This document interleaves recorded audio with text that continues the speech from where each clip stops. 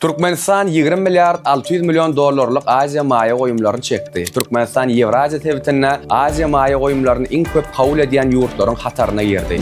Ewraziya Ösüş bankynyň maglumatlaryna görä 2016-2025-nji ýyllar aralygynda Türkmenistany gönükdirilen Aziya maýa goýumlarynyň umumy möçberi 20 milyard 600 milyon Amerikanyň Birleşen Ştatlarynyň dollaryna ýetdi. Merkezi Aziya ýurtlary Ewraziya gönükdirilen ähli Aziya maýa goýumlarynyň 57 göterimini özüne çekdi. Bu görkezji pul möçberini 8 milyard Amerikanyň Birleşen Ştatlarynyň dollaryna barabar. Täze maýa goýumlarynyň esasy ugru hökmünde elektroenergetika pudogy çykyş edip, bu ugru 10 milyard dollardan gowrak serişde gönükdirildi. Ewraziya Ösüş banky 2006-njy ýylda döredilip, onuň esasy maksady tebit ýurtlarynyň arasynda ykdysady hyzmatdaşlygy ösdürmek we durnukly ösüşi gollamakdan ibaratdyr. Sizi dünýäniň hemde ýurdumyzyň täzelikleri gyzyklandyrýarmy? Onu Türkmen portal bilen galyň. Bize agza bolmakly hem unutmaň.